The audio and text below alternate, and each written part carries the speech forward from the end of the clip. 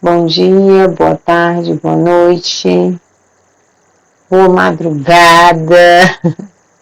Então, vamos falar um pouquinho de didática geral. Essa apostila, ela é focada na didática geral. Então, vamos ver aqui, saber quem é o autor.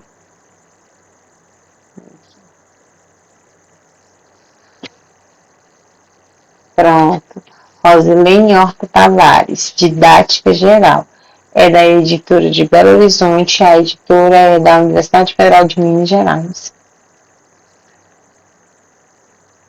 É Rosilene Horta Tavares, autora, na verdade. Então, vamos prosseguir. Aqui está o módulo 1, que vai dar os fundamentos da didática, e o módulo 2, que vai ser os componentes operacionais do processo de ensino-aprendizagem. Aqui a apresentação, nós vamos pular e vamos agora para o módulo 1, fundamentos da didática. Na aula 1, conceitos de didática. O objetivo é compreender o que é didática e a concepção do que ela representa no campo educacional. Hoje dialogaremos sobre conceito de didática a partir de duas perguntas. Será que um bom professor é aquele que é conhecedor do assunto? Você já ouviu alguém falar que aquele professor é ótimo, mas falta-lhe didática? Eu não só ouvi esse questionamento, mas eu já ouvi também aquele seguinte questionamento. Nossa, aquela pessoa é muito inteligente, mas ela não sabe passar o conteúdo. É porque muitas vezes ela não tem uma boa didática, ou não prepara uma boa didática. Porque não adianta só você saber, você tem que aprender a passar. Você tem que ter uma boa didática para passar esse conhecimento para os alunos. Para que possamos responder a essas perguntas, tornar-se necessário entendermos um pouco sobre qual o valor que a didática tem para a docência. Então, vamos lá. O vocábulo didática, ela surgiu do grego, que se traduz por arte ou técnica de ensinar. A didática é a parte da pedagogia que utiliza estratégias de ensino destinadas a colocar em prática as diretrizes da teoria pedagógica do ensino e da aprendizagem. Didática. Essa palavra passa a ter um valor mais significativo para quem está do outro lado da docência. Quem é que está do outro lado da docência? O discente, o aluno.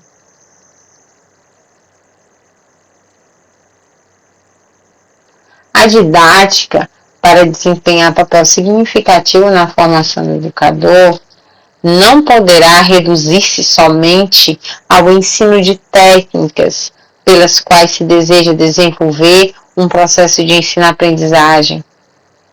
Como diz Santos, 2003, página 139.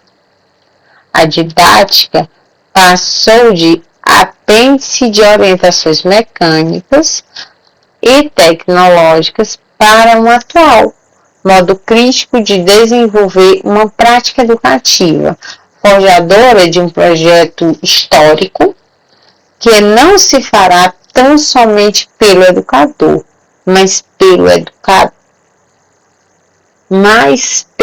educador conjuntamente com o educando e outros membros dos diversos setores da sociedade. Para Libânio, 1992, página 25, a didática é o principal ramo de estudo da pedagogia. Ela investiga os fundamentos, as codificações e os modos de realização da construção e do ensino. A ela cabe converter objetivos sociopolíticos e pedagógicos em objetivos de ensino, selecionar conteúdos e métodos em função desses objetivos. Gil, 1997, página 109. Ao abordar a didática, entende esta como a sistematização e racionalização do ensino, constituída de métodos e técnicas de ensino de que se vale o professor para efetivar a sua intervenção no comportamento do estudante. Então, eu preciso ter um método e técnicas de ensino. Eu, como professor, possa efetivar essa intervenção na aprendizagem daquele aluno. Eu tenho que trilhar um caminho, construir um caminho. E a didática é isso. Eu vou organizar, como eu vou passar aquele conteúdo, traçar estratégias, os métodos que eu vou utilizar para chegar ao meu objetivo final, que é a aprendizagem do meu educando. Em sua opinião, essa intervenção feita pelo professor seria a principal responsável pelo efeito da aprendizagem? Justifique sua resposta com base na figura a seguir. O professor seria aquele que indica a bibliografia básica para os estudos, introduz os alunos ao tema, orienta os grupos na pesquisa adicional, esclarece todas as dúvidas durante o estudo dos grupos, acompanha os grupos na sistematização do conteúdo estudado e revisa o material preparado pelo grupo antes da exposição, incluindo o material escrito que está distribuído para toda a turma. Eu concordo com muita coisa, discordo de outras. O professor não orienta, mas o professor não consegue esclarecer tudo. Até porque o professor não sabe tudo. E o aluno tem muitas dúvidas. O que o professor pode fazer é traçar e ensinar aquele aluno a resolver suas dúvidas. Quando eu estou na minha casa, estou nas minhas filhas, eu procuro trabalhar com elas ao máximo a escrita e a leitura de textos. Quando elas têm dúvida, mamãe, essa palavra está correta? Eu não vou lá escrever para mim, não. Eu vou dizer, vai ver lá no dicionário.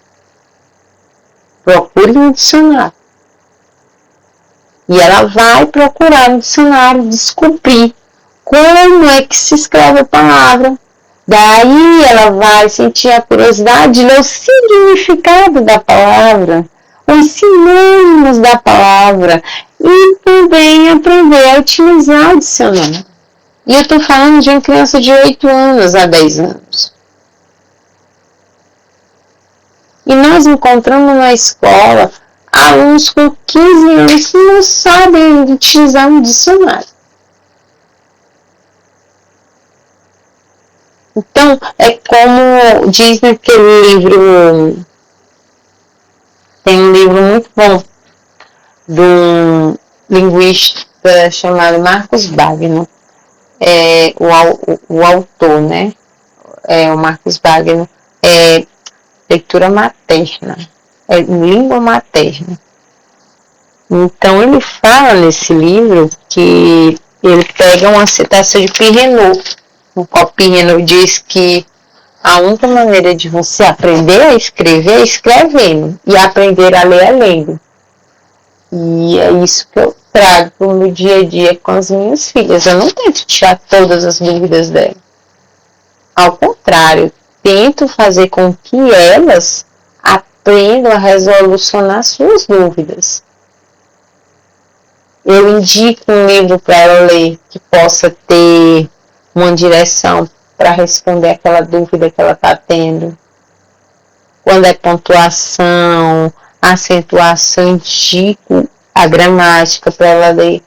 Eu posso sim dar resposta para ela. Mas isso se torna muito fácil, simplesmente passar a resposta. O professor não está na sala de aula só para passar a resposta.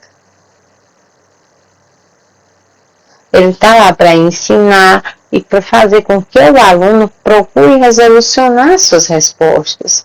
E para isso é muito importante que o aluno leia o livro. Que o aluno leia, e leia bastante. E só é como exatamente o que Renault fala. Eu aprendo a ler lendo e aprendo a escrever escrevendo. Por isso mesmo, continuando, por isso mesmo sobre a didática, a preocupação de alguns teóricos, quando a sua representação significa no campo educacional. Vejamos, uma síntese do conceito de didática pode ser depreendida de Maria Rita de Oliveira, 1988. A autora conceitua didática, considerando o Brasil como uma concepção de ensino e prática social, articulada a outras práticas sociais, na formação social brasileira. A autora apresenta uma conceituação da didática como crítica.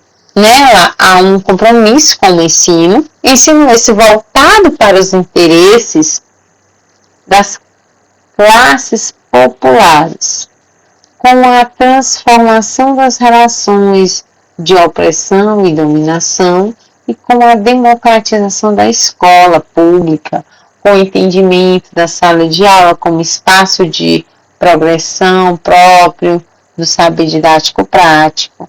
A didática é definida como teoria pedagógica de caráter prático, ou seja, teoria que busca prover respostas e demandas apresentadas pela sociedade, a área pedagógica, sobre o desenvolvimento da prática no dia a dia da sala de aula, por meio de princípios construídos sobre a realidade concreta dessa prática,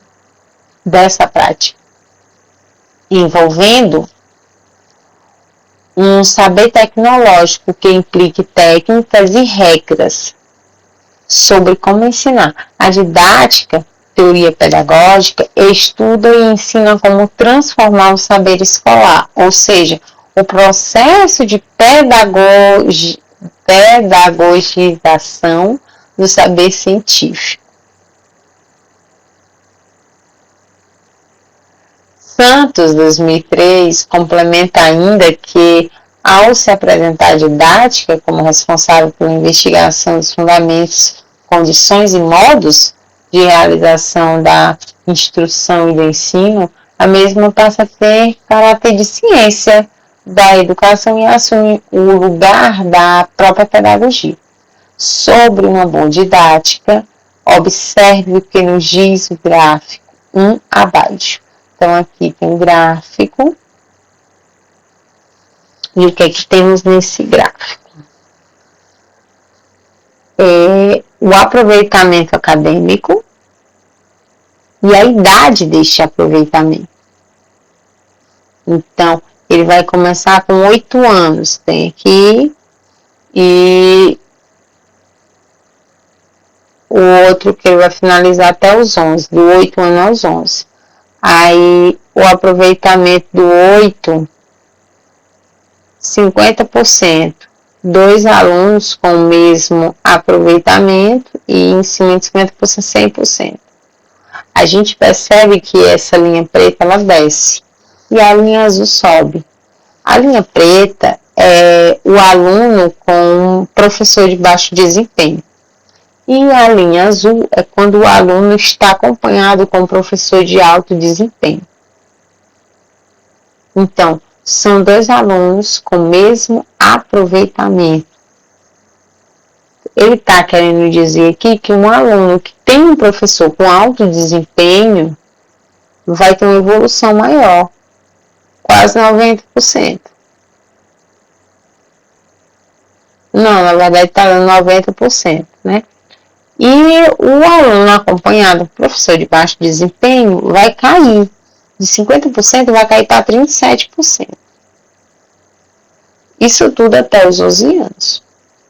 Então, nesse gráfico, a importância de uma boa aula, exatamente a pesquisa nos Estados Unidos indica que a qualidade do professor tem influência direta no desempenho dos estudantes. Diante do exposto nesta aula, você concorda que o profissional da educação deve estar em contínuo processo de formação? Em função disso, o que privilegiar? Então, aqui a gente encerra a aula 1. Tenham todos um bom dia, uma boa tarde, uma boa noite e até mais. Privilegiar, né? Então, vamos lá para a aula 2. Histórico da didática. Vamos para o Amos Comênicos ou Comênios. Jean Amos Comênios ou Comênicos. De 1592 a 1670. Comênios é conhecido como pai da didática. Ele lançou um livro chamado Didática Magna. Acho que é o primeiro livro de didática que se tem na história.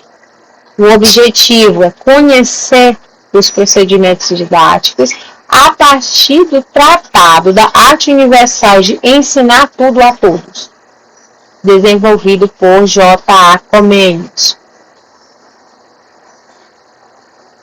Olá! Para estudarmos a história da didática, precisamos conhecer quem foi o pai da didática. Eu disse pai da didática. Ele desejava ensinar tudo a todos e atingir o ideal de uma educação ideal. Você sabe quem foi ele? Jean Amos Comênios, ou Comênios, como muitos conhecem, educador e pedagogo lá no século XVII. Viveu de 1592 a 1670.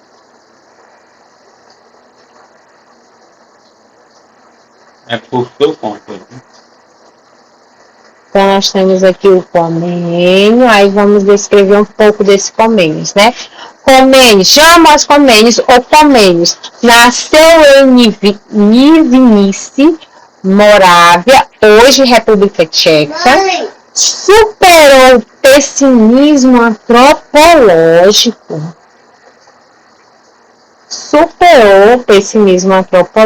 Que marcou a Idade Média. Propôs um sistema articulado de ensino, reconhecendo o igual direito dos homens ao saber. 4. Destacou-se pela ousadia de quê? De suas propostas, e foi considerado como um revolucionário da educação. 5º tópico, para ele o processo educativo teria 3 fases: a escola materna, a escola elementar e a escola latina.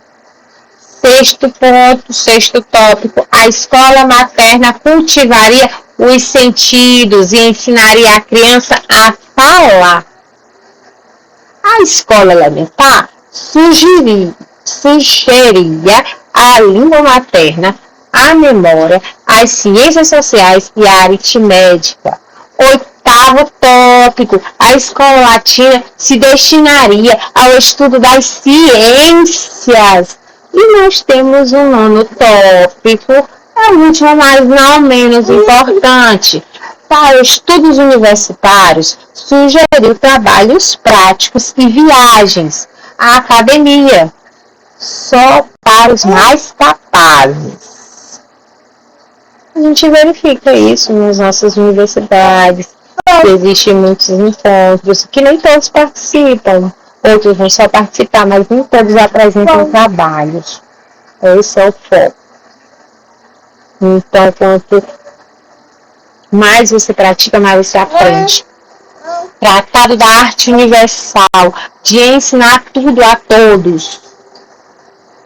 Pensador e educador pacifista, pregava em pleno século XVII o desarmamento mundial e o diálogo interreligioso. Precursor de direitos universais, declarava o direito universal da educação igualitária para todas as pessoas, de todos os povos e de qualquer condição. Tinha o projeto de ensinar para todos, ensinar tudo a todos, era a sua meta.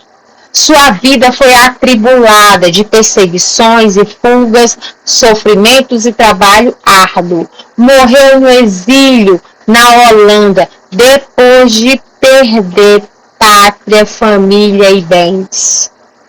Naquela época, defender que todos tinham direito à educação não deveria ser nada fácil, porque se hoje ainda não é, avalia naquele tempo. No tempo das guerras.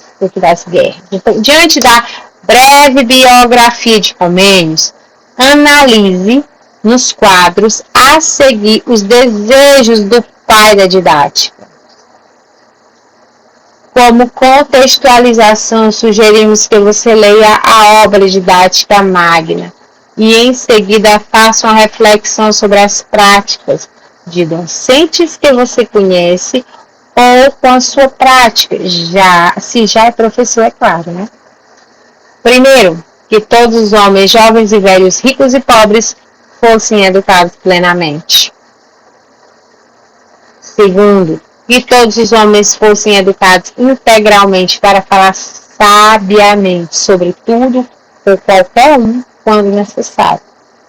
Terceiro, que todos os homens fossem educados em todos os aspectos para a vida, a racionalidade, a sapiência, a moralidade, a honradez e para a fé. E com isso a gente encerra a aula 2. Obrigado pela atenção. Um bom dia, uma boa tarde, uma boa noite. Até mais. Bom dia, boa tarde, boa noite. Vamos continuar nossa leitura da apostila de didática geral. Então, aula 3. Histórico da didática e seu caráter pedagógico. O objetivo desse capítulo é conhecer a história da didática e o seu caráter pedagógico, como diz o próprio título, né? Então, olá! Vamos conhecer hoje um pouco mais sobre a história da didática. A autora Maria Amélia Castro, 1991, será a referência principal dos conteúdos desta aula. Didática. Termo conhecido desde a Grécia Antiga, alguns definem a didática como uma ação que se refere ao ensino, outros como uma ciência, cujo objetivo fundamental é ocupar-se das estratégias de ensino, das questões práticas relativas a metodologias e as estratégias de aprendizagem. Porém, pense no seguinte: a arte de ensinar é muito mais do que puramente treinar o educando no desempenho de destrezas.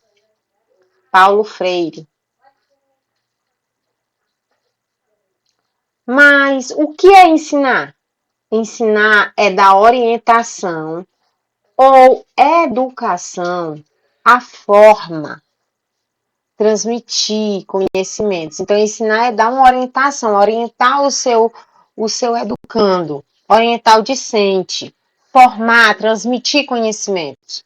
Então, nós temos aqui o gibi da Turma da Mônica, né? Vamos ver o que tem nessa tirinha. A história da didática, vamos ver aqui. Aqui tem o Cebolinha e o Cascão.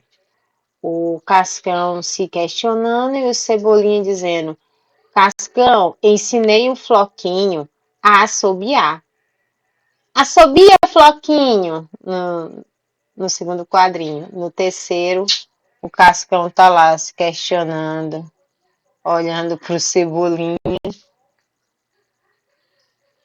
E aí, de repente, o Floquinho faz algo e o Cebolinha diz: eu disse que ensinei, não que ele havia aprendido. E o Cascão fica super zangado, porque acho que ele espera que o Floquinho assobie. Então, na história da didática, encontramos a ideia de ensinar por instinto, ou seguindo-se a cultura e prática de uma época. Voltaremos ainda neste momento da história. Esse gibi é bem interessante, porque o Cascão, ele espera que o Floquinho tenha aprendido aquilo que o Cebolinha ensinou. Mas o Cebolinha, ele é bem claro, ele diz: eu ensinei. Agora o problema é dele se ele aprendeu ou não. Então, isso acontece muito em sala de aula. O professor passar o conteúdo e diz, rapaz, eu dei o conteúdo para vocês. Então, cabe a vocês aprender ou não. Agora, de que forma ele passou esse conteúdo? Como ele passou esse conteúdo? Como foi trabalhado esse conteúdo em sala de aula?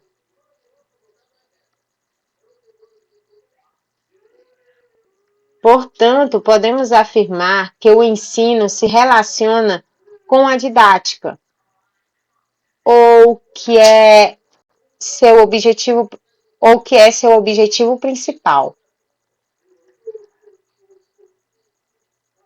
Vou refazer porque isso é uma pergunta. Então, portanto, podemos afirmar que o ensino se relaciona com a didática, ou que é seu objetivo principal.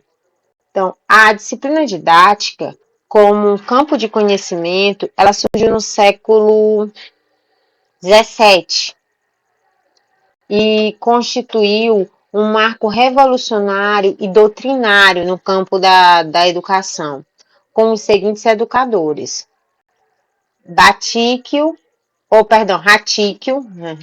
minha visão tá ótima, Ratíquio e Comênio, século XVII, que propuseram agrupar os conhecimentos pedagógicos. Acredito que essa foto aqui é do Comênios.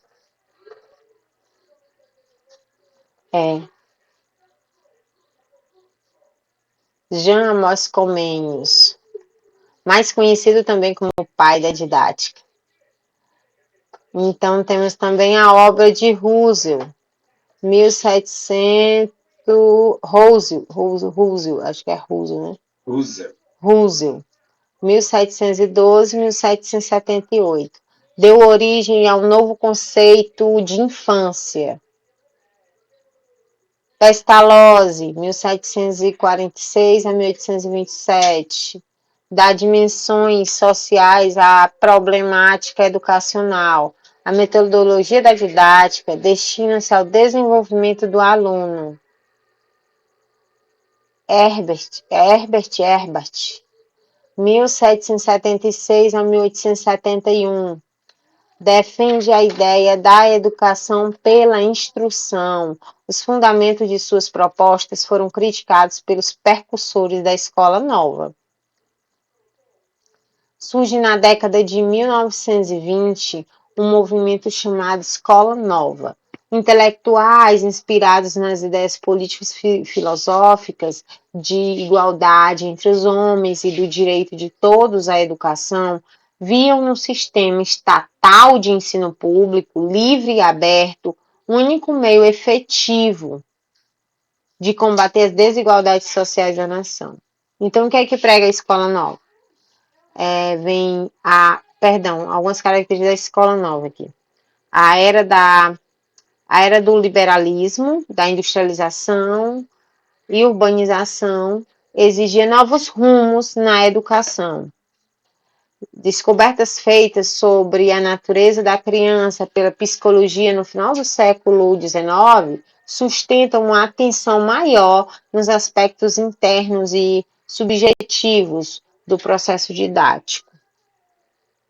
No final do século XIX, a didática ela vai oscilar entre diferentes paradigmas. Interpreta-se o ensino de diversas maneiras. Há diferenças entre posições teóricas e diretrizes metodológicas ou tecnológicas. A dialética professor-aluno causa discussões. O interrelacionamento da didática com outras áreas do conhecimento é intenso e constante. Então, como você pode ver que são algumas características do surgimento da Escola Nova nessa época. Então, a década de 1930 no Brasil é o conservadorismo. E o que seria esse conservadorismo? Seria um sistema de ideias baseadas nos conteúdos tradicionais, o foco estava no professor e no conteúdo ministrado, a exigência da aprendizagem era apenas para o aluno, o foco do ensino estava na memorização, As provas eram aplicadas somente para dar notas, ou seja, é um método conservador de ensino, né? Aqui uma foto daquela época. Era utilizado mais aqui essa metodologia conservadora de ensino. Então, na década de 1970, no Brasil, o tecnicismo é forte na educação. Quais são as características do tecnicismo? É uma tendência que define uma prática controlada e dirigida pelo professor com atividades mecânicas. Quando eu falo de atividades mecânicas, eu me lembro daquele filme do Charlie Chaplin, que o Chaplin começa a rosquear o parafuso, aí vai rosqueando, como pensa que não, ele sai da fábrica já rosqueando tudo. Então, me lembro muito eu acho que esse filme é um pouco de uma crítica da era da era da indústria, da era industrial. O nome do filme, se eu não me engano, é Tempos Modernos. O nome do filme é Tempos Modernos. Então, o tecnicismo é forte na educação, é uma tendência que define uma prática controlada e dirigida pelo professor com atividades mecânicas. A proposta educacional é rígida e o que é valorizado não é o professor, mas sim a tecnologia. O professor é um especialista em aplicar de maneiras de, perdão. O professor é um especialista em aplicação de manuais técnicos, o que contribui para diminuir a sua criatividade. O foco na eficiência da aprendizagem se dá pela elaboração de plano de ensino e a seleção de conteúdos pela prática pedagógica altamente controlada e dirigida pelo professor. E atividades mecânicas inseridas em uma proposta educacional rígida.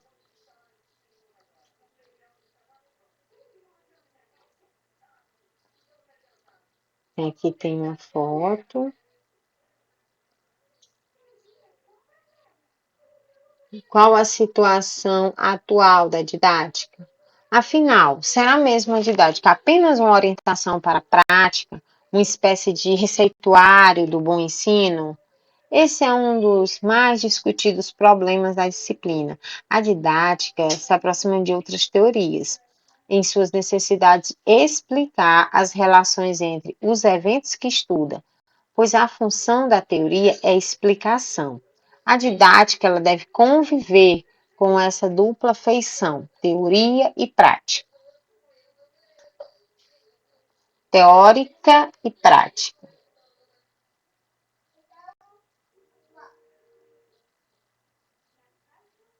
Hoje, há comprometimentos com a qualidade cognitiva dos aprendizes. Essa foto é muito fofa. Hoje, há comprometimento com a qualidade cognitiva das aprendizagens. O professor é o mediador da aprendizagem e estimula os alunos à reflexão. Aí do lado nós temos essa foto altamente fofa de um bebê lendo um livro. Então vamos. Bem, poderemos considerar que a didática, ora requer auxílio da psicologia profunda de origem freudiana,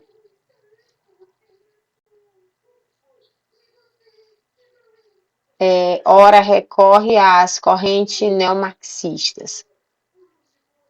Então, Castro, em 1991, ele analisa que não existem duas didáticas, uma teoria e outra prática. São duas faces da mesma moeda e como elas interdependentes.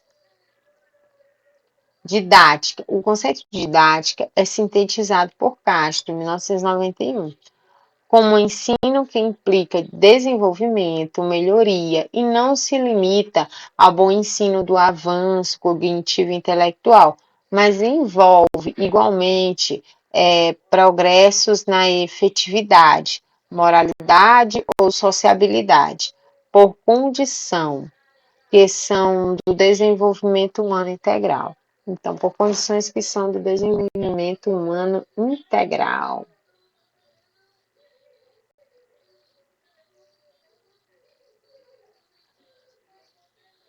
Acho interessante essa informação do Castro, que o conceito de didática é como ensinar implica desenvolvimento, melhoria. Ele não é limitar o bom ensino do avanço cognitivo e intelectual, mas ele envolve igualmente esse progresso na afetividade, na moralidade, na sociabilidade. Então, por condições que são do desenvolvimento mesmo humano.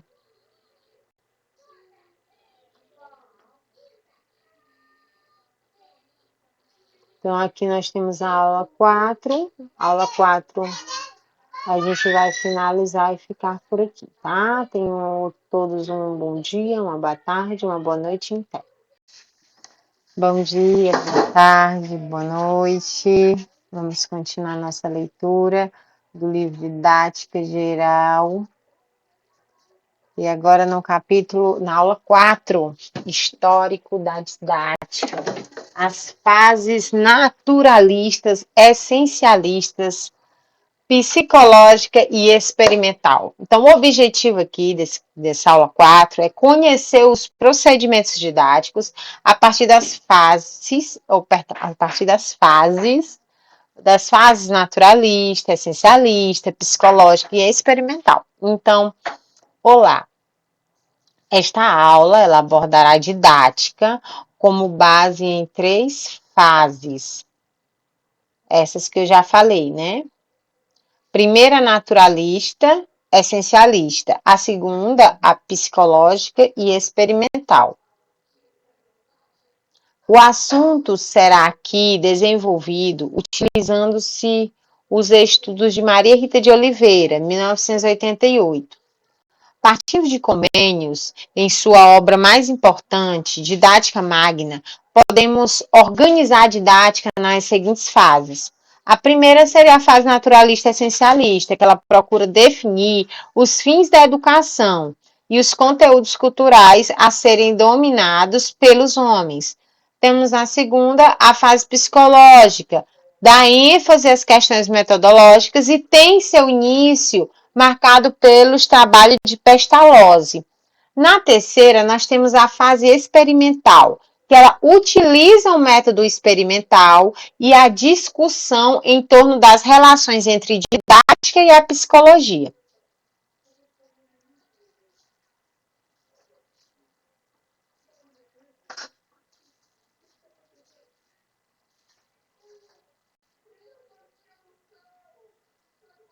Passei demais, né? Vamos aqui.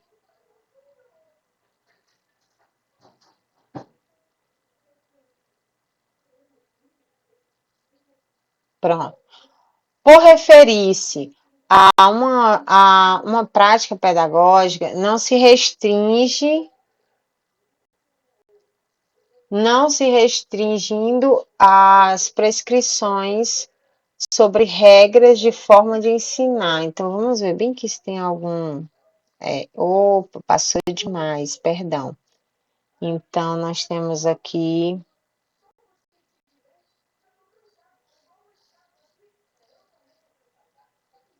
Perdão, viu, gente?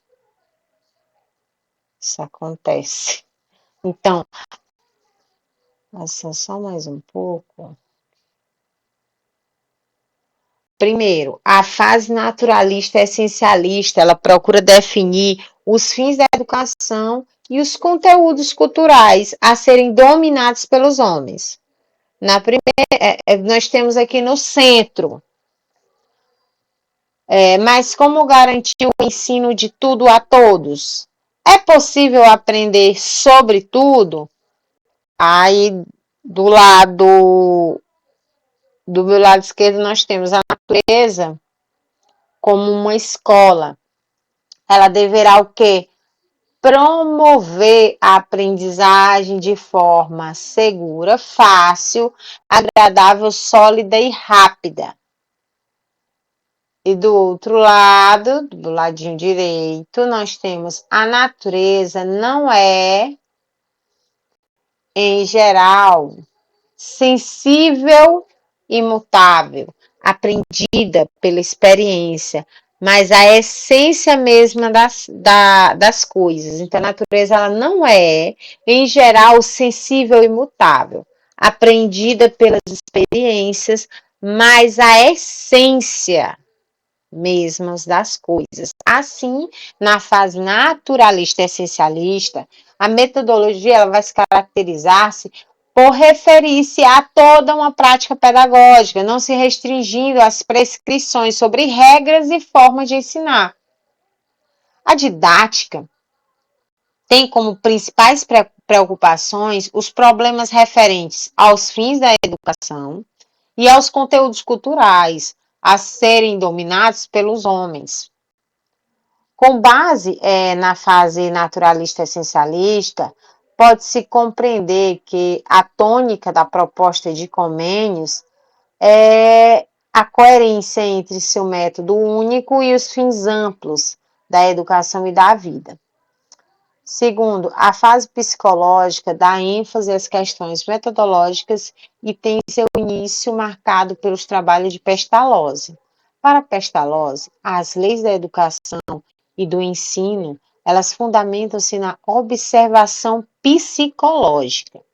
Pestalozzi teria percebido a necessidade de se basear na teoria e na prática da educação na ciência psicológica, apesar do desconhecimento de Pestalozzi sobre o grau primitivo da psicologia como ciência. Então, ele tinha esse desconhecimento, ele não conhecia, não tinha o conhecimento da psicologia como ciência. Mas ele percebeu essa necessidade de basear tanto a teoria na prática da educação na ciência psicológica. Então, vamos continuar.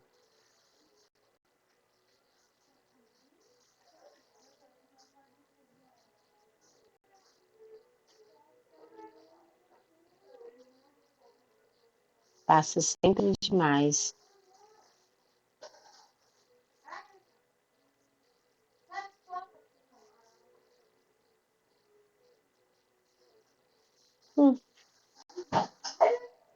Gente, nunca vai no começo do livro aqui.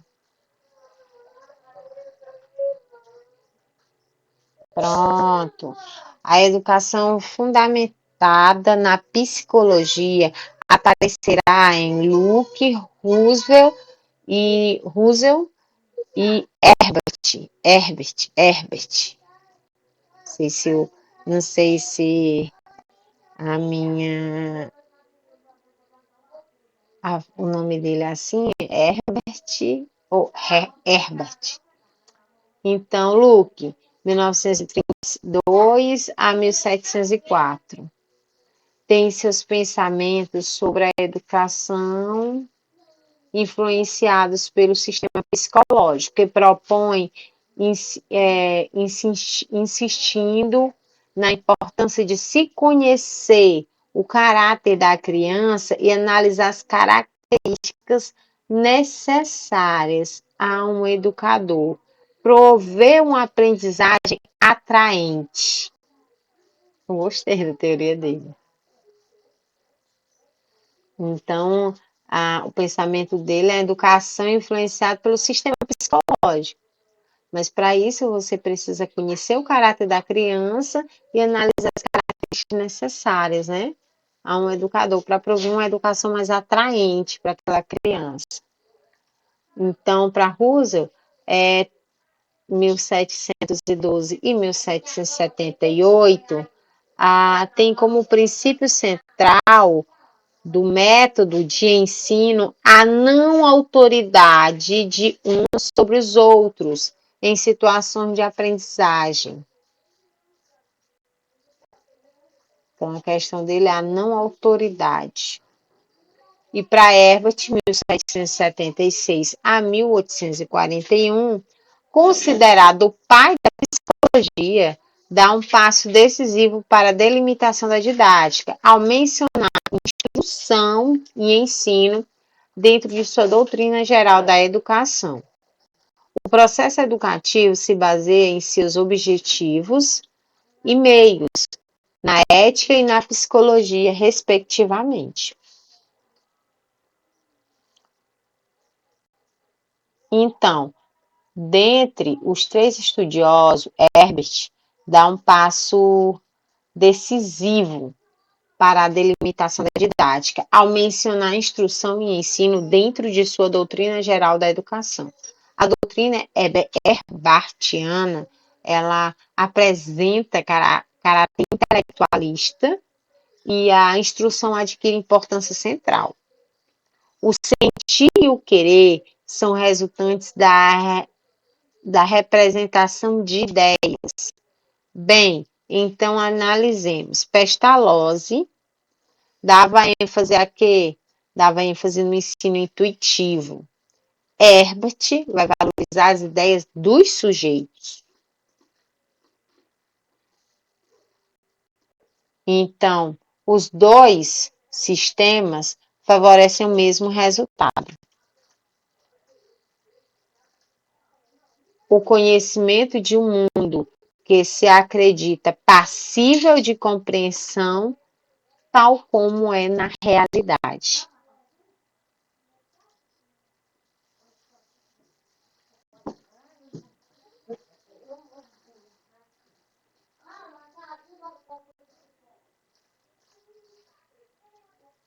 Portanto, podemos concluir que as características da fase psicológica da didática se baseiam na psicologia e se delimitam em relação à pedagogia. Os métodos e procedimentos de ensino tornam-se pouco a pouco caracterizadores desse ramo de conhecimento, que se distingue em sua fase contemporânea por seu metodologismo. Terceiro, a fase experimental, ela utiliza o método experimental e a discussão em torno das relações entre didática e a psicologia. Você sabia que, para alguns autores, a didática se tornou uma ciência com base no método experimental? A atitude científica do aluno diante da situação de ensino é indispensável à transição do empirismo à experimentação. A didática é dependente da psicologia, porque a aplicação dos conhecimentos destas sobre a aprendizagem na tarefa de educar.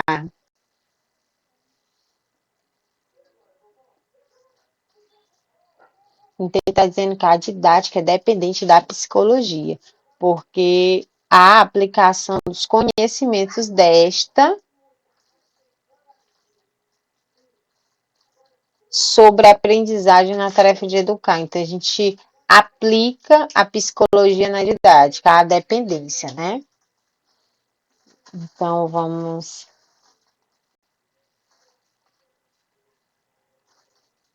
continuar. A fase experimental da didática, segundo Oliveira, iniciou-se com o trabalho de Sikorsky sobre a fadiga que o trabalho intelectual produzia nos alunos. O caráter científico em estudos sobre a questão didática é recente, embora as preocupações a respeito se registrem desde o século passado. Segundo Penteado, 1979, Oliveira, 1988, o autor salienta que há trabalhos sobre os métodos de ensino, ao lado de pesquisas em áreas próximas à didática, sobre a aquisição de conhecimento e adaptação do ensino às diferenças individuais.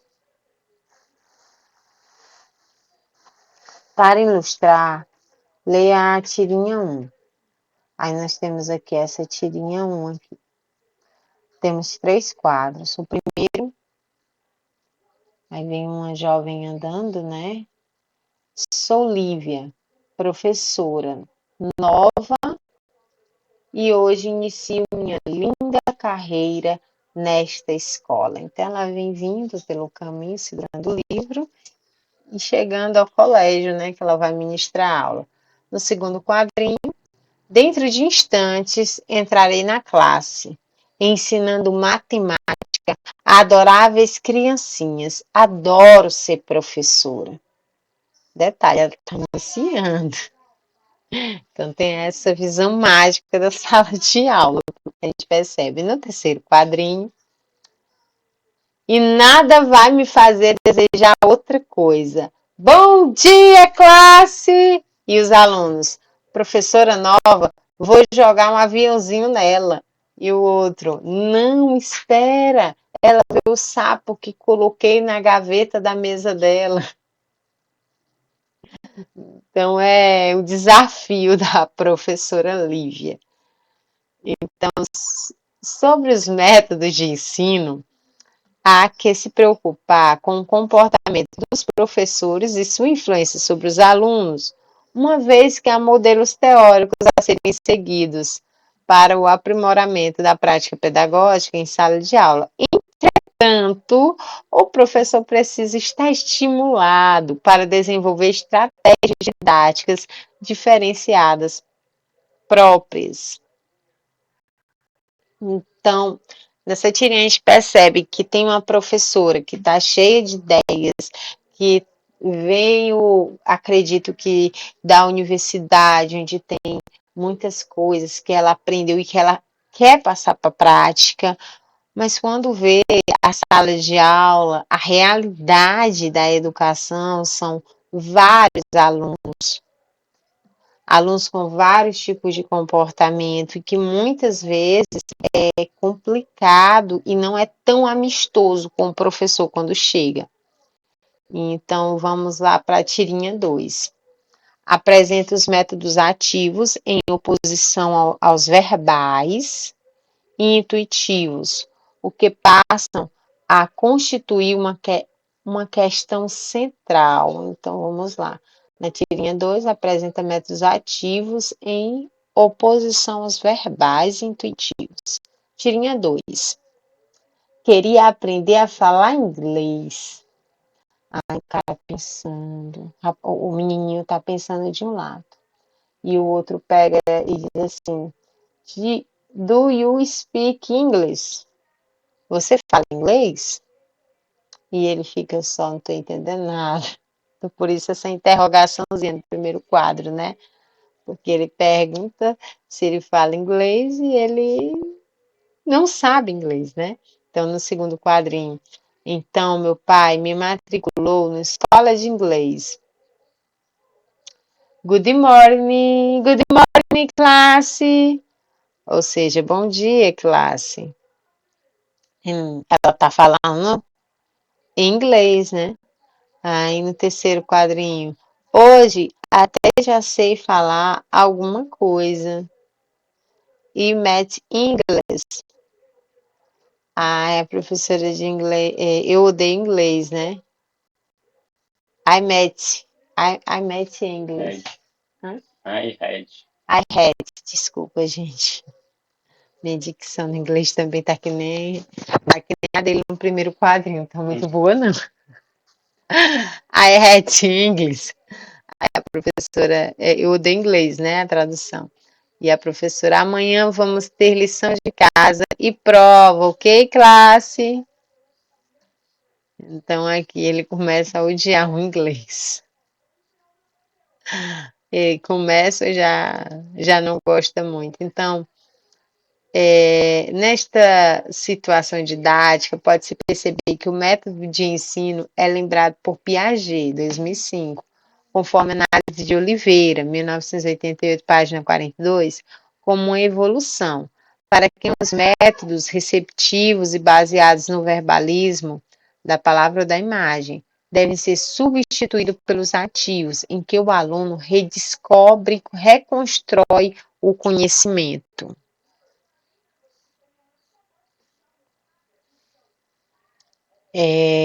Aqui a gente pode perceber que ele a professora já transmitiu, ele já entende a questão do inglês, mas ele recebe a informação, e eu acredito que a questão dessa tirinha é porque ele não é instruído a aplicação do inglês, só recebe, só recebe. Então, muitas vezes, os professores têm que elaborar formas que o aluno possa praticar mais o inglês, até para a aula não ficar muito enfadonha.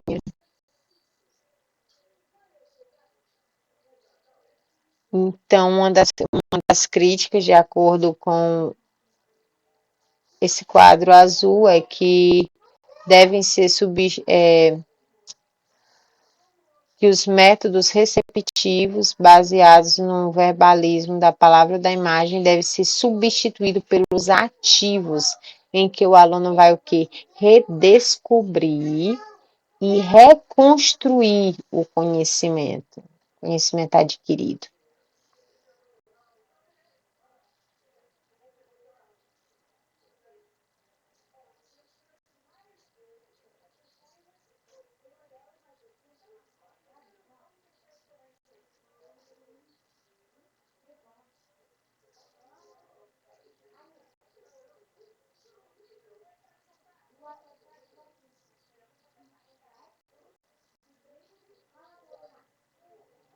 Passei demais. Pronto, estava aqui. 31, né? Isso.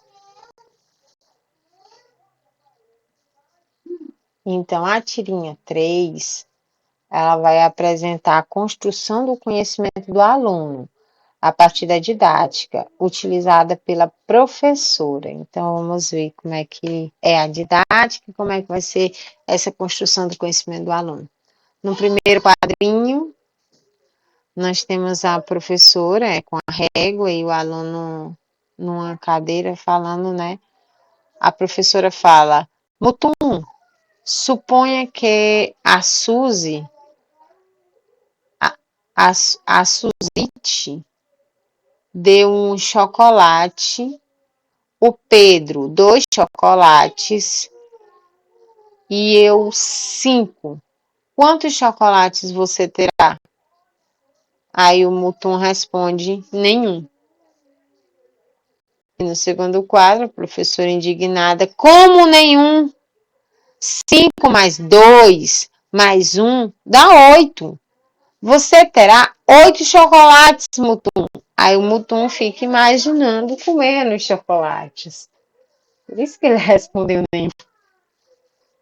E a professora, lá indignada, e ele falando: ah, a senhora não me conhece direito, né? Então, segundo Piaget, 2005, para que haja uma verdadeira construção do conhecimento por meio do ensino-aprendizado, torna-se necessária uma reforma do ensino para que se multiplique o número de vocações de que a sociedade atualmente necessita. A prática eficaz de tais métodos demanda o estudo da psicologia por parte dos educadores. Agora é com você. A partir, como sempre, passando, pronto. Agora é com você. A partir do que foi apresentado, aponte algumas de suas ideias. Aponte algumas de suas ideias e propostas didáticas que permanecem atuais e outras que parecem superadas. Justifique sua resposta. Para saber mais, assista ao vídeo, né? Resumindo a vida de Comênios.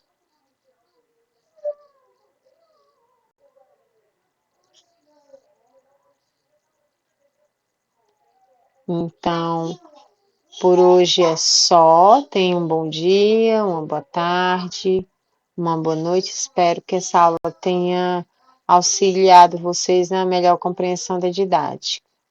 Amor!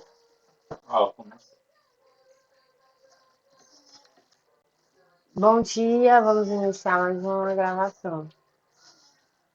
Então, vamos falar agora sobre as teorias e correntes pedagógicas, abordagens do processo de ensino-aprendizagem. Objetivo: abordar o processo de ensino-aprendizagem sob diferentes concepções. Olá! Iremos abordar nesta aula o processo de ensino-aprendizagem, ligados ao período histórico de sua criação e o seu desenvolvimento na sociedade.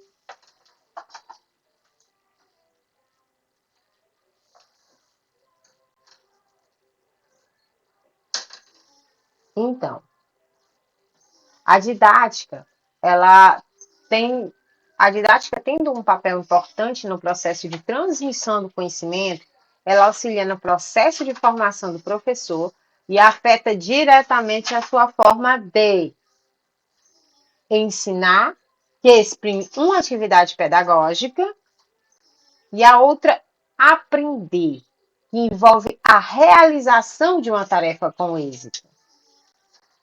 Diante das abordagens sobre a didática que fizemos até aqui, entendemos que o processo de ensino e aprendizagem tem sido estudado sobre variadas perspectivas. Nas próximas aulas, estudaremos sobre algumas abordagens teóricas que procuram elucidar o papel da didática para a formação do educador e sua importância nas estratégias de ensinar e aprender.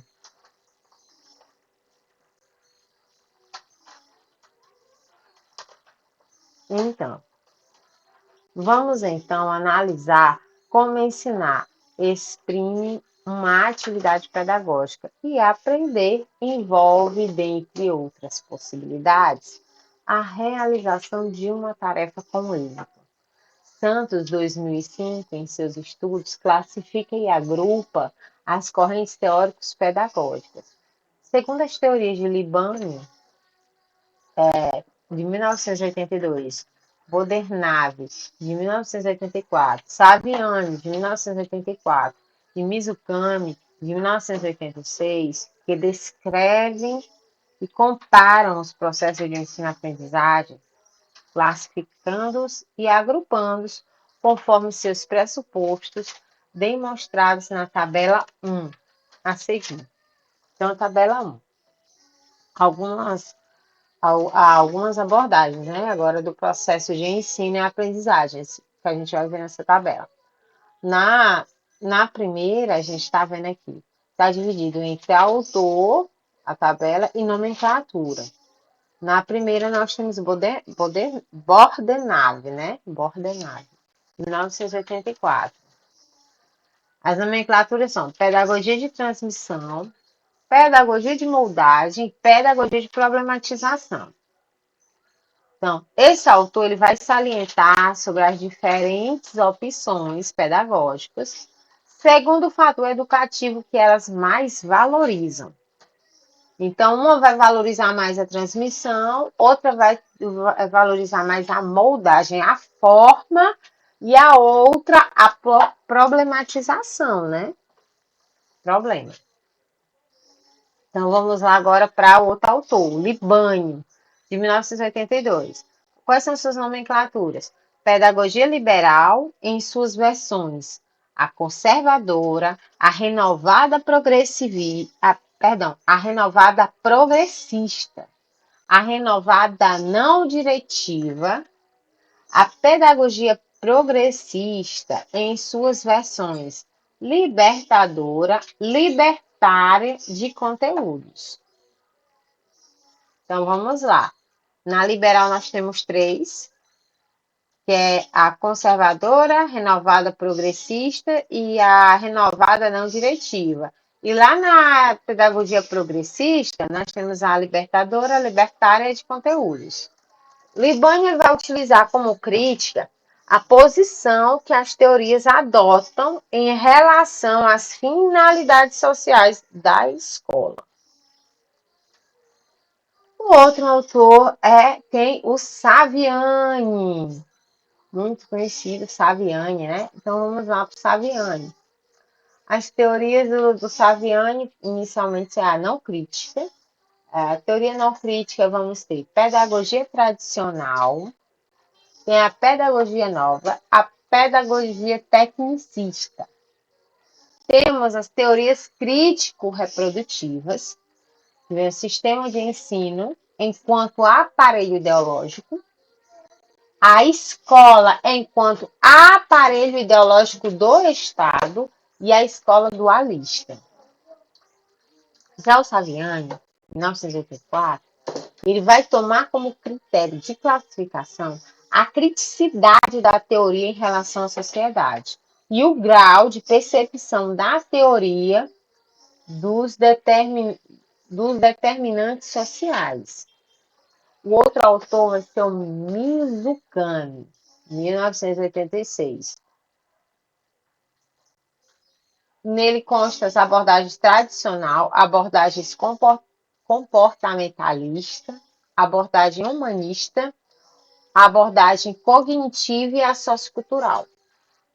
Já esse autor, Mizukami, ele vai considerar que a base das teorias do conhecimento envolve 3 características básicas: primado do sujeito, primado do objeto e interação sujeito e objeto.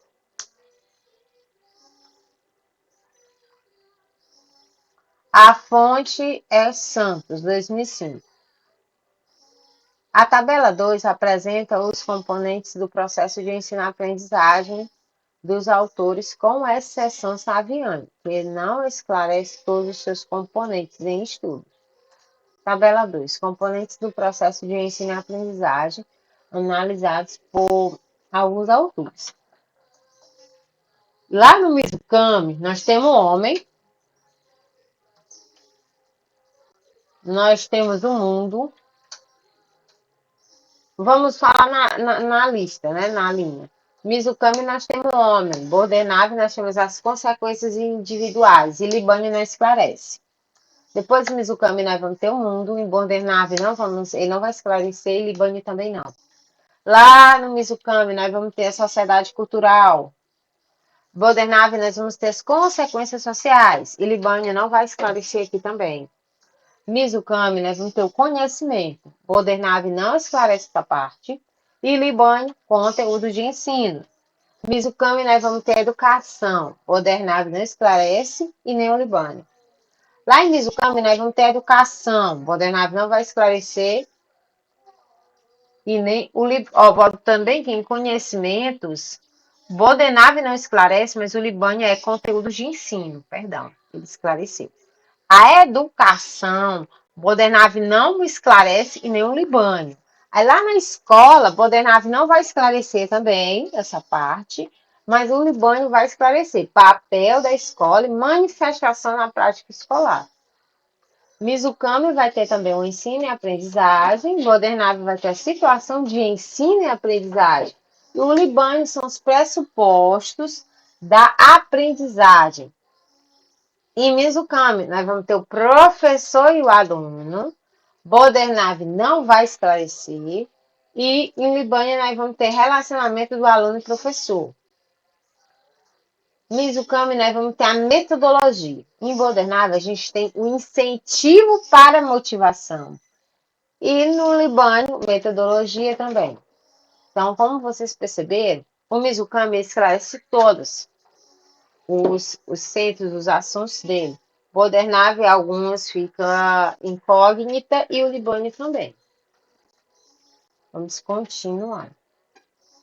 Você percebeu que os 4 autores diversificam seus critérios para apresentar os processos de ensino e aprendizagem.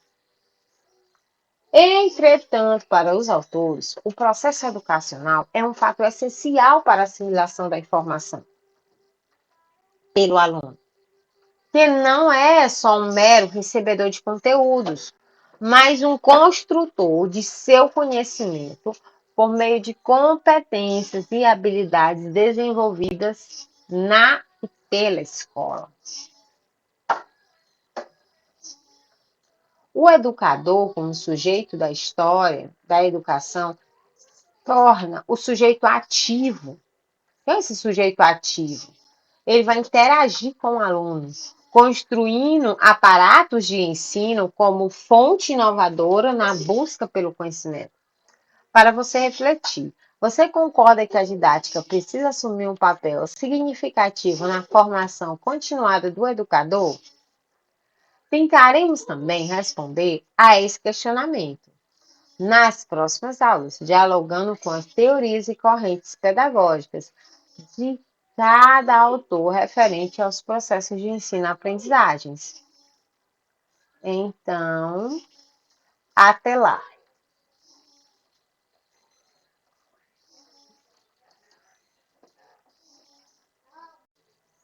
Então, bom dia, boa tarde, boa noite. Vamos continuar aqui a leitura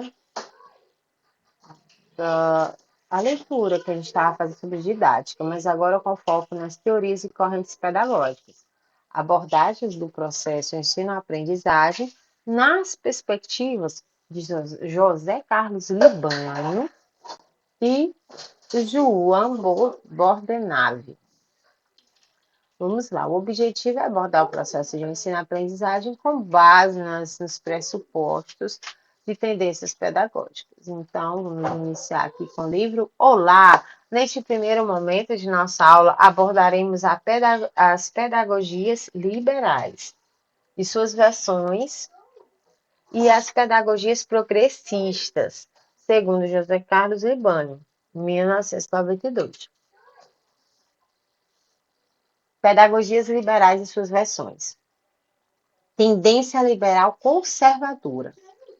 Concede a ideia de que a escola tem por atividade preparar os alunos para as capacidades individuais. Entretanto, as estratégias didáticas não se relacionam com o cotidiano do aluno, porque a atividade pedagógica está centrada no professor.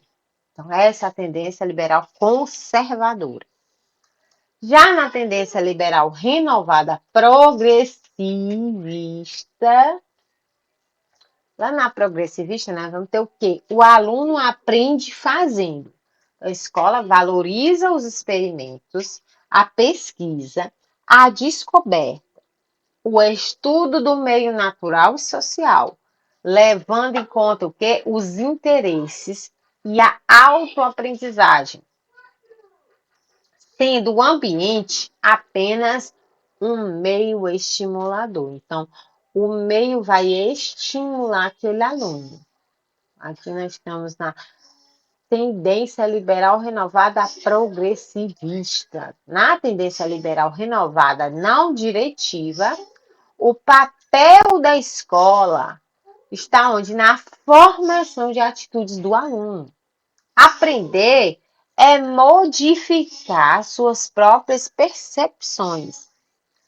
Trata-se de um ensino, na verdade, centrado no aluno, sendo o professor apenas um facilitador. Vocês entenderam, né? Lá na tendência liberal renovada não diretiva. A tendência liberal tecnicista atua no aperfeiçoamento da ordem social vigente.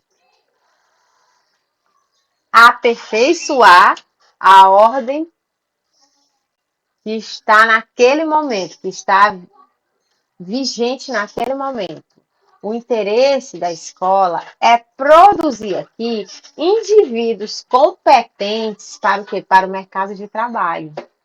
Os métodos de ensino são através de procedimentos que assegurem a transmissão e a recepção de informações. O professor é o elo entre a verdade científica e o aluno. Então, para contextualizar, em entrevista ao Simprop São Paulo, o professor e pesquisador José Carlos Libânio, da Universidade Católica de Goiás, ele define o quê? Ele define a função da escola, tendo em vista que ela não apresenta mais o monopólio do saber, enfatiza também o papel social do professor e as formas como o aluno percebe a escola nos dias atuais. Então, você pode estar verificando isso lá assistindo o vídeo, não tem? E tem do professor Carlos Libânio. O nome é Desafios do Futuro, disponível no YouTube. Então, você pode estar procurando através desse título. Vamos, pedagogia progressivista. Tendências progressista libertadora. Então, a tendência progressista libertadora, ela vai ser o conhecimento que o educando transfere, na verdade. Então, o conhecimento que o educando transfere, ele representa o quê? Um processo de compreensão, de reflexão e crítica. É também conhecida como a pedagogia de Paulo Freire, que vincula a educação à luta e organização de classes essas oprimidas. Então, essa que é a tendência progressista libertadora. Temos também a tendência progressista libertária. Que é isso? É o sistematizado. E só tem relevância se for possível seu uso prático. A ênfase na aprendizagem é informal. Tendência progressista dos conteúdos. Aqui vai admitir-se que o princípio, na verdade, da aprendizagem nessa tendência é significativa. Então, admite-se que o princípio da aprendizagem significativa partindo do que o aluno já sabe. Então, a escola vai servir o quê? Como uma mediadora entre o indivíduo e o social, estimulando o saber elaborado pelo educando. Então, essa é a progressista de conteúdo. Progressista dos conteúdos, na verdade. Analisando as tendências pedagógicas explicadas por Libani, em 1992, em sua opinião, que estratégias metodológicas encontram-se presentes na prática pedagógica dos professores nas nossas escolas, nos dias atuais? Se você é educador, pense sobre a sua prática pedagógica. Ela se insere em alguma das tendências estudadas até o momento? Então, vamos pensar nisso. Enquanto nós pensamos, a gente se vê na próxima aula. Tenha um bom dia, uma boa tarde e uma boa noite a todos. Bom dia, boa tarde, boa noite, boa madrugada. Vamos começar ali o nosso capítulo. Então, vamos estar falando sobre nossa pedagogia, aula 7. Teorias e correntes pedagógicas, abordagens do processo ensino-aprendizagem nas perspectivas de Demerval Saviani. Então, o objetivo aqui é abordar o processo de ensino-aprendizagem, com base nos pressupostos de tendências pedagógicas. Então, ele vai fazer a apresentação dele, né? Olá, vamos conhecer os pressupostos de Demerval Saviani, 1983, e suas teorias pedagógicas. Então, na intenção de categorizar as teorias pedagógicas, Saviani faz a seguinte divisão. As teorias pedagógicas não críticas, aí faz a citação, né? Saviani, 1983, página 40. Ele salienta que as teorias não críticas da educação já encaram a educação como autônoma e buscam compreendê-la a partir dela mesma. Na pedagogia tradicional, a educação é vista como direito de todos e dever do Estado, e o indivíduo marginalizado é associado à ignorância. A escola, como recurso, dissemina a instrução. Na pedagogia nova, surge um movimento de reforma na pedagogia tradicional, na qual aquele que é marginalizado não é mais só o ignorante, mas também o inapto, desajustado biológica psiquicamente. A escola vai procurar adaptar os indivíduos à sociedade. Já na pedagogia tecnicista, O indivíduo sem instrução é visto como ineficiente, improdutivo. A função da escola passa a ser a de formação de indivíduos eficientes, como o aumento, perdão, para o aumento da produtividade social, associado diretamente ao rendimento e capacidade de produção capitalista. Então, temos também as teorias críticos, né? Crítico-reprodutivas. A gente já percebe pelo nome, ela reproduz. Então, vamos lá. Segundo Saviani, 1991, página 103, a pedagogia crítica, ela implica a clareza dos determinantes social da educação, a compreensão do grau em que as contradições da sociedade marcam a educação e, consequentemente, como é preciso se posicionar diante dessas contradições e desenreda a educação das visões ambíguas, para perceber claramente qual é a direção que cabe imprimir a questão educacional. Então vamos lá. Sistema de ensino enquanto violência simbólica. Por que violência simbólica?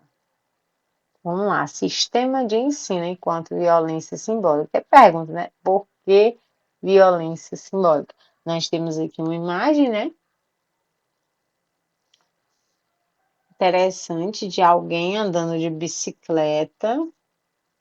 Porventura essa pessoa está carregando outra. Essa está fumando um charuto. E é uma pessoa até bem forte. Então vamos lá. Toda e qualquer sociedade estrutura-se com um sistema de relações de força material entre grupos ou classes. Força material. A função da educação é a reprodução das desigualdades sociais.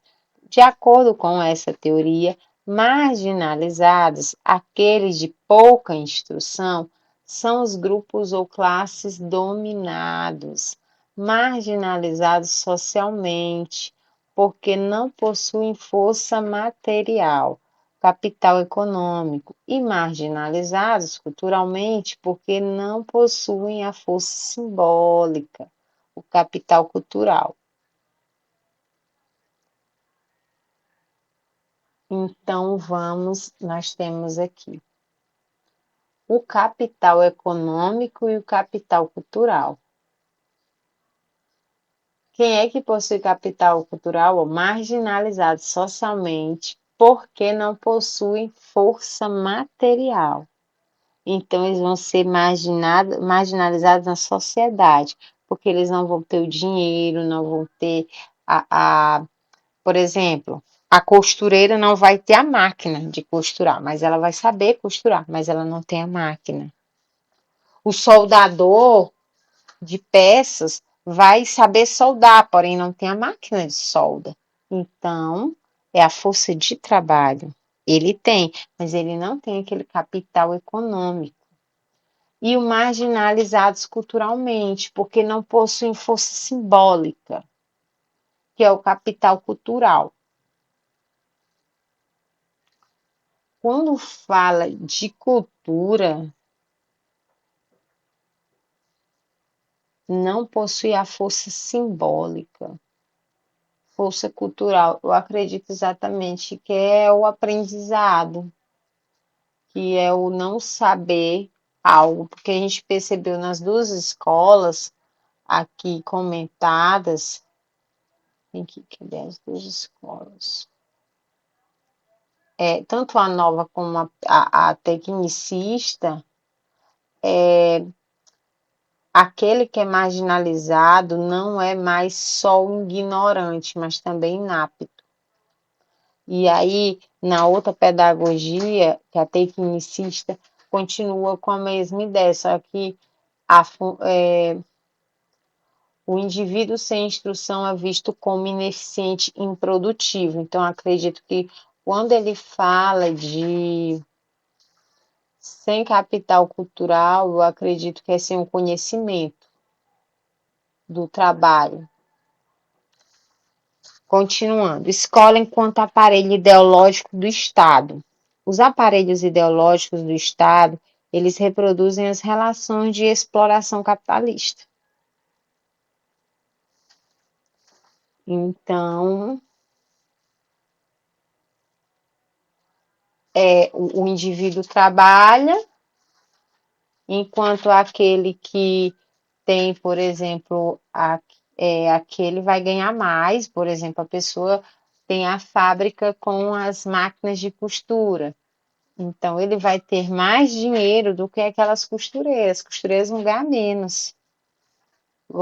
menos do que aquelas pessoas que têm o capital, que têm o dinheiro, que têm o, eles vão ganhar mais do que aquele que tem só a mão de obra. Nesse contexto, como se coloca o problema da marginalidade? O fenômeno da marginalização se inscreve no próprio seio.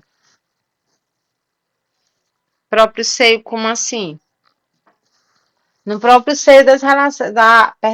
O fenômeno da marginalização se inscreve no próprio seio das relações de produção capitalista, que se funda na expropriação dos trabalhadores pelos capitalistas.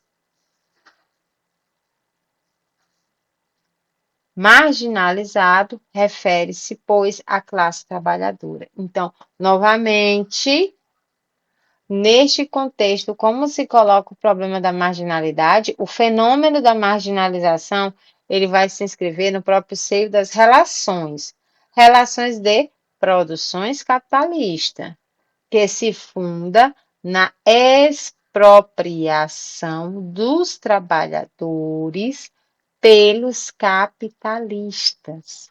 Marginalizados refere-se, pois, à classe trabalhadora.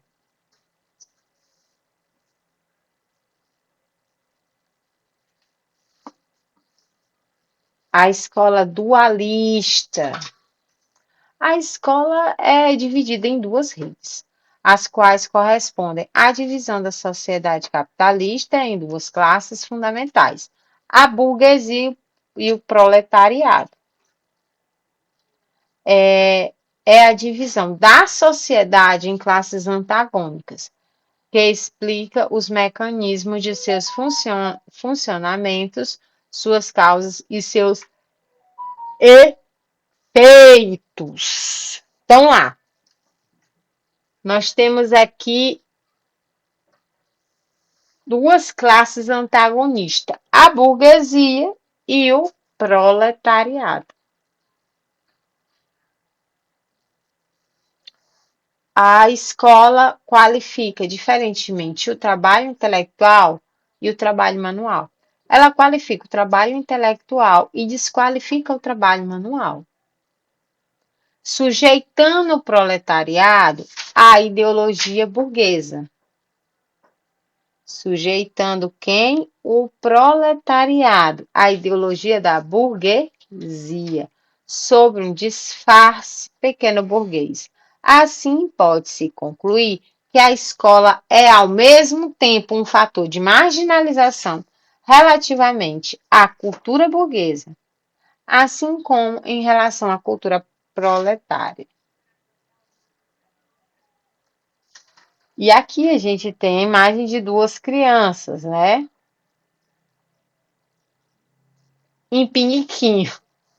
Os piniquinhos são iguais, porém as crianças têm cores diferentes. O que é que quer dizer isso, né? Vamos ficar para nossa própria consciência, nosso próprio pensamento. Então, por aqui é só. No próximo, a gente vai comentar sobre o capítulo 8. Tenham todos uma boa tarde, um bom dia, uma boa tarde, uma boa noite. Bons estudos e até mais.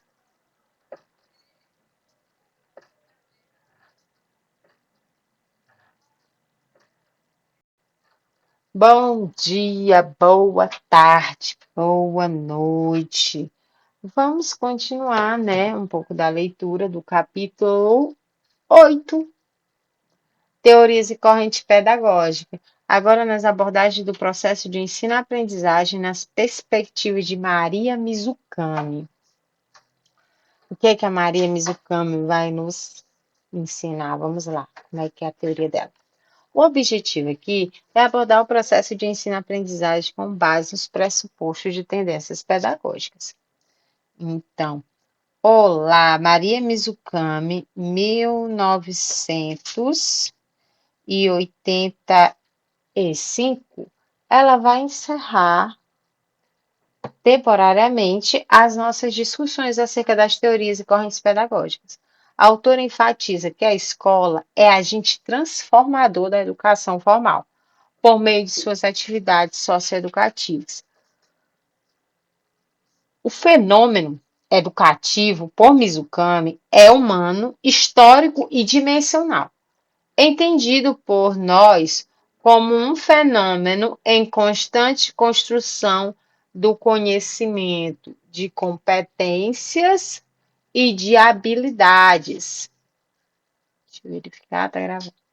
Então, com base no texto de Santos, 2005, as opções pedagógicas apresentadas por Bordenave, 1984, Libânio, 1982, Saviani, 1984, serão relacionadas aqui à de Mizukami, como diretrizes à ação docente. Você irá perceber que no decorrer do estudo desta aula, os autores eles analisam as abordagens do processo de ensino e aprendizagem a partir de seus princípios, dos componentes necessários a fenômenos educativos e de seus efeitos sobre indivíduos e a sociedade. Neste sentido, o enfoque deste estudo ele vai concentrar-se nas situações concretas de ensino e aprendizagem por meio do agente formal, a escola, envolvendo naturalmente as atividades dos professores e alunos diante dos conteúdos de ensino. A educação formal ou informal, de alguma forma, sempre foi objetivo de preocupação da sociedade e de seus dirigentes, notadamente em seus aspectos formais, em seu conteúdo e em sua utilidade como instrumento de socialização. Então, as abordagens do processo de ensino pedagógico, elas salientadas por Mizukami, em 1985, são abordagem tradicional, abordagem comportamentalista, abordagem humanista, abordagem cognitiva e abordagem abordagem sociocultural. Vejamos a seguir. Abordagem tradicional. A prática educativa do professor, independente do interesse dos alunos. O que interessa é a disciplina ministrada. Bodernave, 1984, denomina a abordagem tradicional de pedagogia de transmissão, que somente valoriza os conhecimentos e valores a serem transmitidos, formando alunos passivos. Segunda, ensino envolve programas minuciosos, rígidos e coercitivos. Libânio, 1982, caracteriza essa abordagem como pedagogia liberal, em sua versão conservadora, na qual na escola os conteúdos são transmitidos aos alunos sem nenhuma relação com o cotidiano. Exatamente contra isso, a gente tem que se lembrar que vem uma outra teoria aí, no qual o defensor é o Paulo Freire. Depois a gente pode estar falando sobre essa teoria, mais à frente vamos estar falando, porque no caso, Paulo Freire, ele já é o contrário. Os conteúdos que são transmitidos aos alunos têm sim relação com o seu cotidiano, tem que ter. Então, para Paulo Freire é o contrário. Então, vamos lá. O ensino tradicional tem como objeto. Terceiro, o ensino tradicional tem como objeto conhecimento e o aluno, o depositário desse conhecimento. O aluno é que é o depósito. O professor vai pegar o conhecimento e depositar lá na caixolinha do aluno. Saviani, 1984, identifica a abordagem da autora de pedagogia tradicional. Então, papel da escola aqui é difundir a instrução e transmitir os conhecimentos acumulados pelos alunos e sistematizá-los, acumulados pelos alunos e sistematizados logicamente. Na tabela 1, a seguir, sintetiza os elementos relevantes na abordagem apresentada por Mizukami. Na tabela 1, nós temos elementos relevantes na abordagem tradicional. A escola, vai ser o que a escola na abordagem tradicional? Lugar ideal para a realização da educação, organizada com funções claramente definidas, normas disciplinares rígidas e prepara os indivíduos para a sociedade. O aluno é um passivo, ele é um ser passivo, ele é um ser que vai sofrer a modificação, né? Não, ele não vai, no caso, ser agente, vai ser passivo, ele vai apenas receber o que lhe é dado. Então, é passivo, que deve assimilar os conteúdos transmitidos pelo professor, deve dominar o conteúdo cultural universal transmitido pela escola. O professor vai ser que o transmissor de conteúdo dos alunos predomina como autoridade. Então, ensino e aprendizagem vai ser visto como os objetivos educacionais vão obedecer à sequência lógica dos conteúdos. Os conteúdos, eles são baseados em documentos legais selecionados a partir da cultura universal acumulada. Pressuminam aulas expositivas, com exercícios de fixação e leituras, cópias, ler, escrever, ler, escrever, ler, escrever. Então, abordagem comportamentalista de Mizukami, embora aqui, 1983. Nós temos Bordernave, que descreve essa abordagem como abordagem de moldagem do comportamento. Você vai moldar, o professor vai moldar o comportamento do aluno, né? Porque há mudanças no comportamento do indivíduo provocadas pela educação. Primeiro, está caracterizada no conhecimento e molda os comportamentos sociais. Libânio identifica esta abordagem como pedagogia liberal, destaca tecnologia educacional como instrução programada, planejamento sistêmico,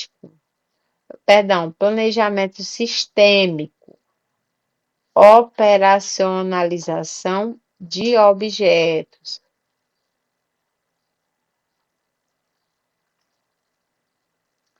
Segundo, a escola pode manipular o homem, que é considerado como produto do meio. Saviani caracteriza a abordagem como pedagogia tecnicista, uma vez que o processo educacional define o que os professores e alunos devem fazer, além de como, quando e onde o farão.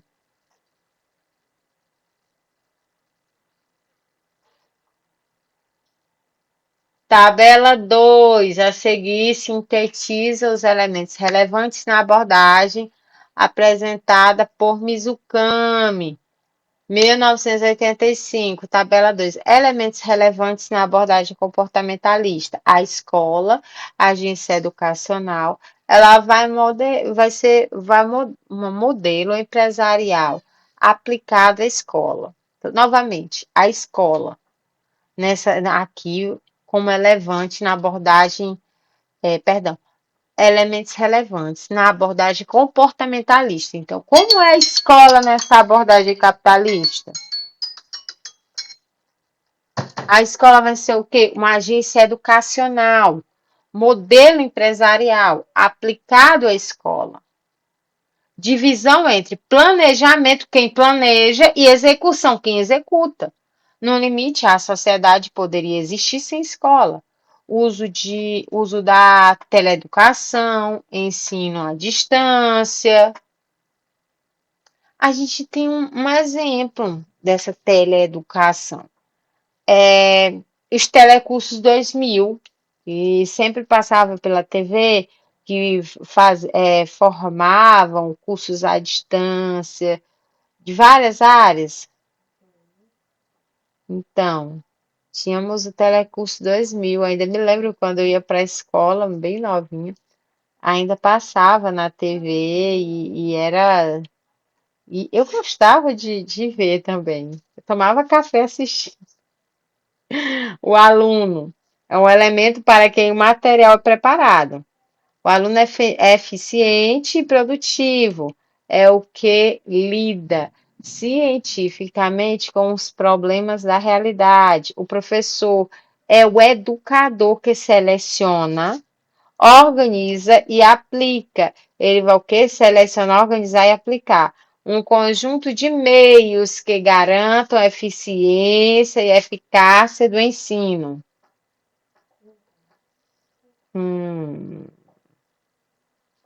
Meios que garantam?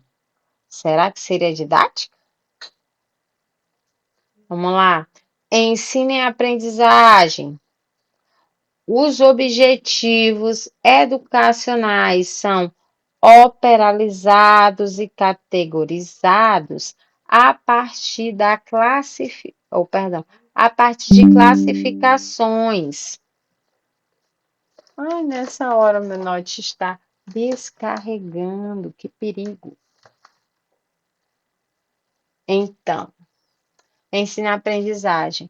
Os objetivos educacionais são operacionalizados e categorizados a partir de classificações gerais, educacionais e específicos instrucionais, ênfase nos meios, recursos audiovisuais, instrução programada, tecnologia de ensino individualizado, módulos instrucionais, máquinas de ensinar, computadores, hardwares, softwares. Os comportamentos desejados serão instalados e mantidos nos alunos por condicionantes e reforçadores.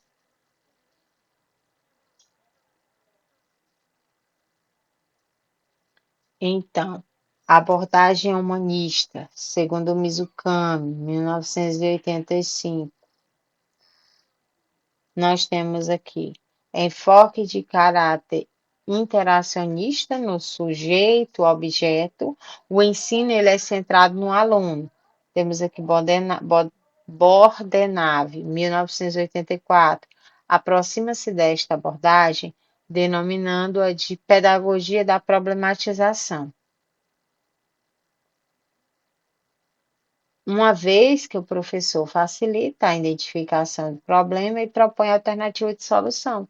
Por isso, além de facilitador, ele também é um aprendiz. No segundo, nós enfatiza as relações interpessoais, objetivando o crescimento do indivíduo. Libânio identifica esta abordagem como pedagogia liberal.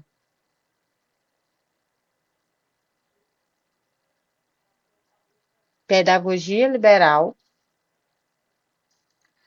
em sua versão renovada, não diretiva, o aluno propõe a autoeducação, ele faz a aquisição dos processos dos conhecimentos em oposição aos conteúdos. Terceiro, mas não menos importante, o professor é o facilitador da aprendizagem. Saviani, 1984, enquadra esta abordagem. A pedagogia nova, o autor salienta que o professor agiria como estimulador e orientador da aprendizagem, cuja iniciativa principal ela caberia aos próprios alunos. Tal aprendizado seria uma decorrência espontânea do ambiente estimulante da relação viva que estabeleceria entre estes e o professor.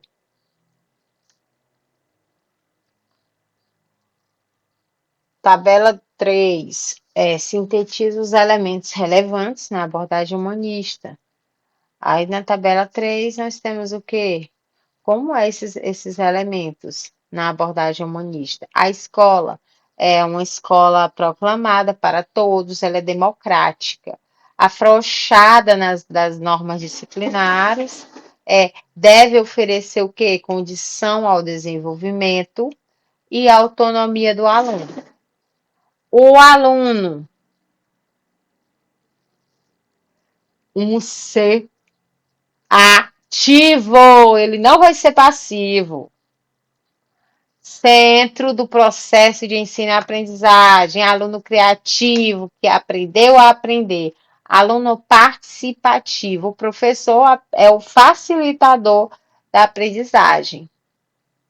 Ou seja, aqui o aluno não vai ser considerado como algo que o professor vai depositar conhecimento.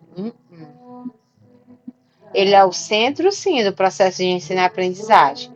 Porém, ele é um ser criativo, ele aprendeu a aprender, ele tem seus pré-conhecimentos, e isso deve ser respeitado pelo professor. Continuando.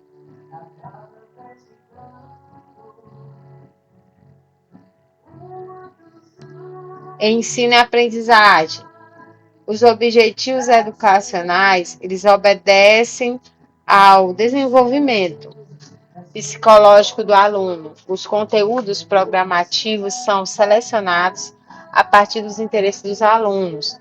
Não diretividade. A avaliação, ela valoriza aspectos afetivos, atitudes, com ênfase na autoavaliação. Temos aqui abordagens cognitivistas. Abordagem cognitivista, Mizukami, 1983. O ensino ele visa a inteligência por meio do construtivismo interacionista, criando que uma ligação com a concepção piagetiana. Bordernari, 1984. Aproxima dessa abordagem a pedagogia da problematização e salienta que o aluno é o agente do próprio processo de conhecimento. Ele se sente protagonista de seu entusiasmo construtivista, de seu entusiasmo construtivo. Libânio, 1982. Faz a abordagem da escola nova, classificando-a como pedagogia liberal, com sua versão renovada,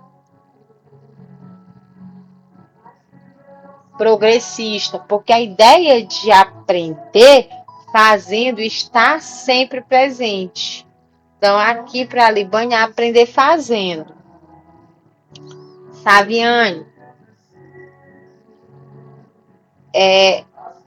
isso é para Libânio, classificando a pedagogia liberal. Então, Saviani faz referência à pedagogia nova, com lógica na pedagogia experimental. Ele salienta que o importante não é aprender, mas aprender a aprender.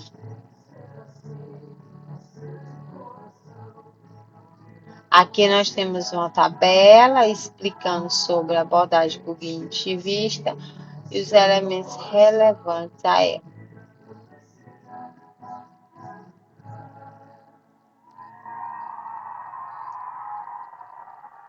Bora lá. Nós vamos ficando por aqui, tá? Próxima leitura a gente lê mais. Tenham todos uma boa tarde, um bom dia, uma boa